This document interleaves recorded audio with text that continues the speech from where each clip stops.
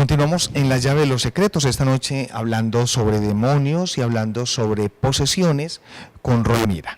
Bueno, Roy, íbamos entonces en el tema de un demonio que se presentaba.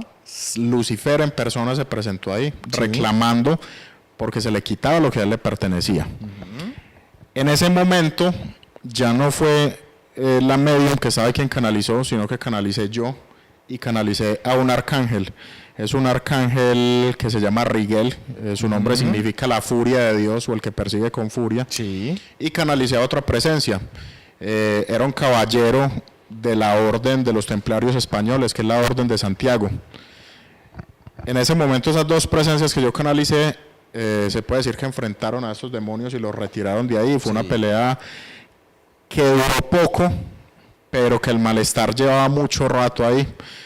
Pues la medium tenía las manos totalmente inflamadas, estaban rojas, parecía como si las hubiera pasado por una hoguera. Retiramos todo eso, en ese momento nos comunicamos con los pacientes, nos decían que ya él estaba comiendo normal, que obviamente el medicamento psiquiátrico ya había causado muchos daños, pero que él había mejorado muchísimo. Incluso después de eso, los papás, para ponerlo a prueba, le dieron dinero para que fuera al odontólogo, para que fuera a hacerse arreglar los dientes, y el papá se fue siguiéndolo, porque generalmente cuando él cogía dinero iba a comprar droga. Y para sorpresa de ellos, él se fue directamente hasta el consultorio, pagó los 480,000 pesos que costaba esa parte del arreglo, salió y volvió a su casa, y con 480,000 pesos es muchísima droga la que él podía haber comprado. Los padres me manifiestan que él no consume drogas nuevamente, que ha cambiado muchísimo, que ya incluso habla, sonríe, saluda, abraza. Pero pasa algo muy particular, y es que en muchas de mis canalizaciones, cuando se presenta uno de los demonios grandes, cuando se presenta Lucifer, Satán, cuando se presenta a Hiram o el Sheitán, en particular me reclaman por ese caso y me dicen que recuerde lo que les quité, y siempre se refieren a esa persona con nombre propio incluso. Suele pasar. Un caso similar a ese, precisamente, yo diría que el hospital mental está lleno de muchas personas de allí con casos similares a estos, con casos de posesiones. Ha sido incluso, de hecho, comprobado. Hace unos años me tocó, de hecho, incluso recibir el caso de una empresaria de Medellín, de una empresa obviamente muy reconocida, y resulta que siempre a las 7:30 de la noche iba y cogía los cuchillos de la cocina y se iba a agredir a su esposo, siempre a la misma hora. Resulta que el tema se volvió tan habitual que obviamente pues fue sometida a clínica de reposo, obviamente a consumir una droga sumamente fuerte con el ánimo pues que la dopara y todo lo demás. Pero resulta que cuando ya estas cosas son tan a menudo, sobre todo los casos de posesión, ya las personas sienten, en cierto modo, cuando una entidad como tal se avecina a tomar parte de su cuerpo. Ya saben cuándo viene. Efectivamente. Bueno, entonces resulta que como ella ya sentía cómo era la situación en ese instante, ya le decía a su esposo, esconde los cuchillos, porque ya sabía lo que iba a ocurrir. Entonces obviamente ya optaban por ese tipo de cosas y bueno. Cuando se llegó la hora de atender a esta persona, pues incluso yo recuerdo que ese día fue acompañada de su mamá, 2 hermanas, su esposo y una tía. O sea que iba bien escoltadita la muchacha, y muy joven por cierto. Y resulta que comenzamos primero a conversar, pues que es muy interesante cuando hay un caso como estos, primero venga, hablemos. Afortunadamente pues la experiencia nos ha enseñado mucho cuando la situación realmente es un tema de maleficio o cuando no. Entonces comencé yo a hacerle una serie de preguntas, entre ellas, una de ellas muy interesante, porque precisamente ella había visto quién estaba al lado de ella. Entonces le pregunté, ¿tú siempre sientes la presencia de alguien a tu lado, cierto? Y me dice, sí, siempre hay alguien que me acompaña. Y la presencia la sientes oscura, ¿verdad? Sí, siempre la siento oscura. Perfecto.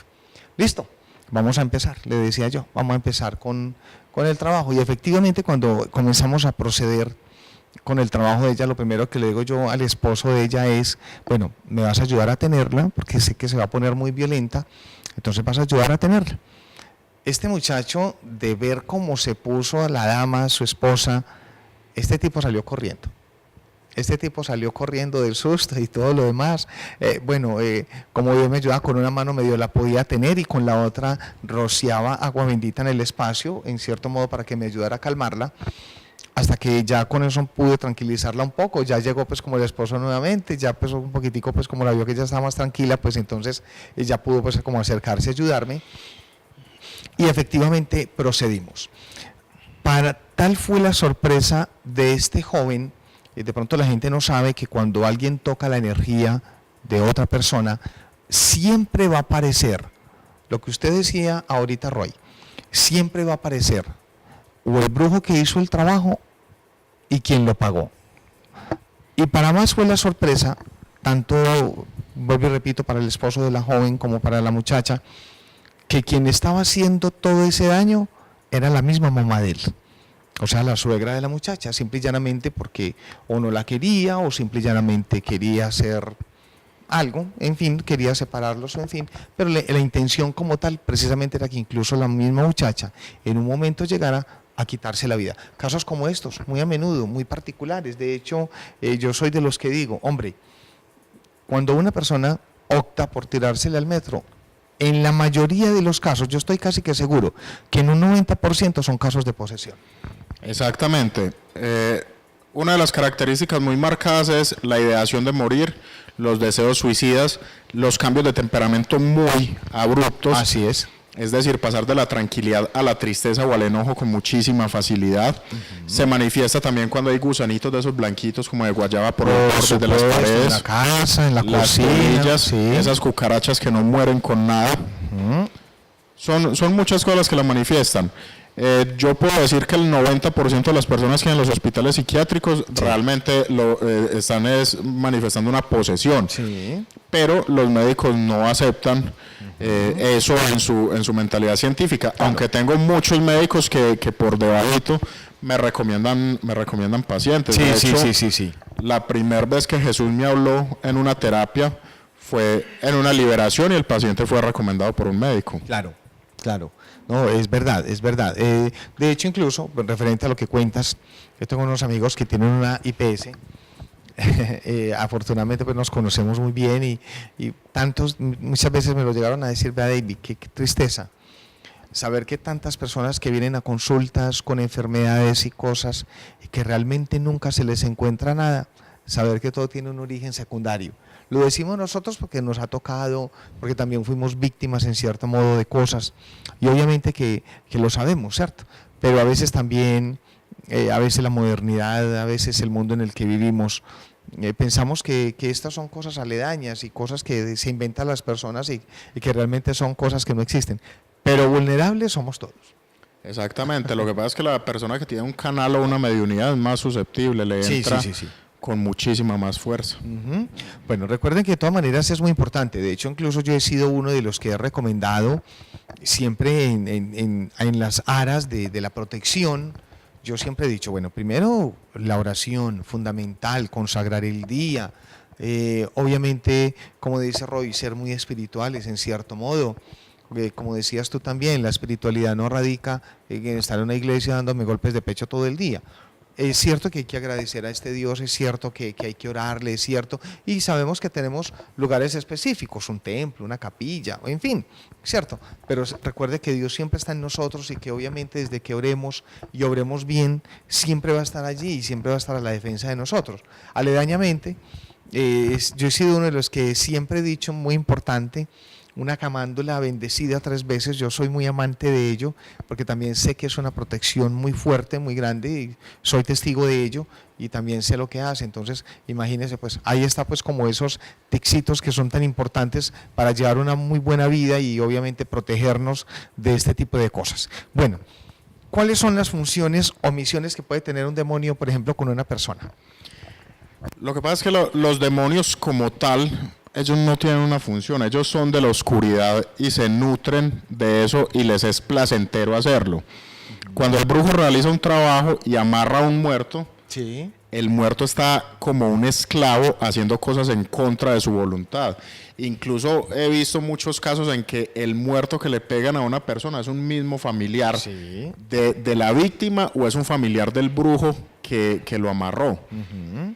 El demonio no hay que amarrarlo, no hay que hacerle nada, él lo hace porque le gusta. Sí, claro. Se puede decir que es su fuente de alimentación. Entonces, ellos comienzan a causar muchas cosas. Lo primero son los dolores físicos.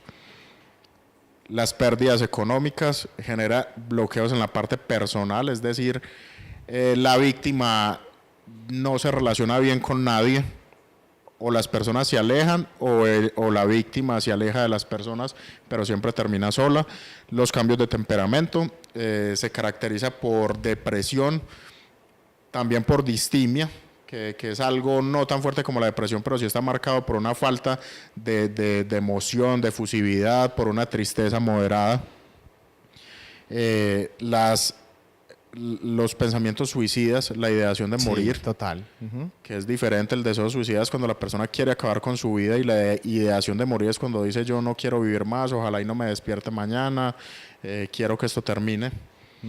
Se caracteriza en algunos casos cuando ya la persona empieza a escuchar voces. Total. A veces escucha que dicen su nombre, voltea a mirar, no hay nadie, cree que hay alguien más en la casa, a veces siente que le soplan o le respiran al lado. En otros casos ya contacto físico, la posesión sexual, la más importante, que es la parálisis del sueño. Sí. La parálisis del sueño se da de 3 formas.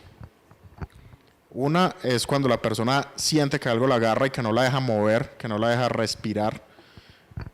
La segunda, que es cuando la persona puede moverse, puede hablar, puede gritar, pero nadie lo escucha, así esté con otras personas en la misma habitación o en la misma cama. Y la más fuerte de todas, que es cuando ya la parálisis se da en un estado plenamente consciente, la persona está despierta y siente la parálisis.